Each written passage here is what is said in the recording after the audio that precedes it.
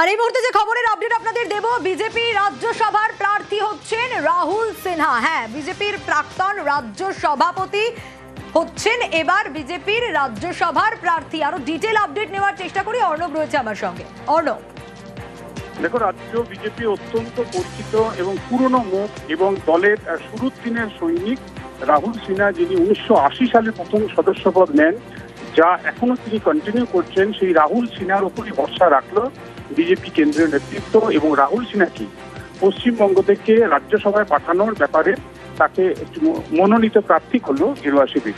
এবং রাহুল সিনহা আমাদের রাজ্য থেকে একমাত্র প্রার্থী হয়েছে বিজেপি। কাজেই তৃণমূল কংগ্রেসের 4 এবং বিজেপির 1, এই 5 জনই রাজ্যসভায় পৌঁছচ্ছেন। নতুন করে ভোটাভুটির কোনো প্রয়োজন আর হচ্ছে না এবং সম্ভবত 9 তারিখ মার্চ মাসে হয়তো বিষয়টি ফয়সালা হয়ে যাবে এবং সার্টিফিকেট হয়তো পেয়ে যাবেন। এক্ষেত্রে রাহুল সিনহা তিনি অত্যন্ত পরিচিত মুখ তাই নয়, তিনি 2009 সাল থেকে 2016 সাল পর্যন্ত টানা রাজ্য বিজেপির সভাপতির পদ সামলেছেন এবং তার সময়তেই একটু একটু করে সংগঠন বেড়ে ওঠা এবং সংগঠন বৃদ্ধি তারা ধরে এবং রাহুল সিনহা নিজের ভাষায় নিজের কথায় তিনি সংবাদমাধ্যমকে যে সাক্ষাৎকার দিয়েছেন যে তিনি যখন এই দলের দায়িত্ব নেন তখন পশ্চিমবঙ্গে বিজেপির ভোট ছিল 1.34%। তিনি যখন সভাপতি থেকে চলে যান 2016 সালে, সেই সময় বিজেপির ভোট হয় 30 থেকে 34%।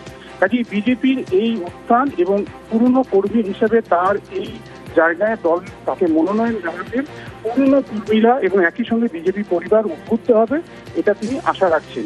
এবং এই রাজ্যের বিভিন্ন জনমুখী যে কাজ, সেই কাজগুলি নিয়ে তিনি রাজ্যসভায় সরব হবেন এমন প্রতিশ্রুতি তিনি দিয়েছেন।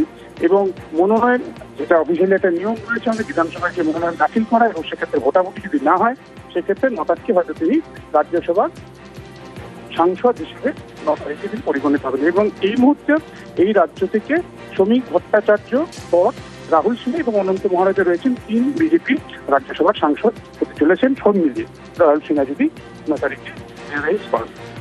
বেশ অর্ণব। পদের জন্য রাজনীতি করিনি, কিছু পাওয়ার জন্য রাজনীতি করিনি, শুধু আদর্শের জন্য রাজনীতি করেছি।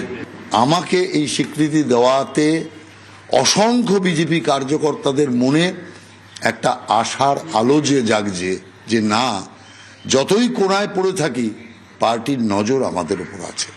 যে দায়িত্ব পার্টি আমাকে দিয়েছে এখানেও যেটা যোগ্যতার সাথে পালন করার চেষ্টা করেছি এবং সেটা সংসদেও পালন করার চেষ্টা করব।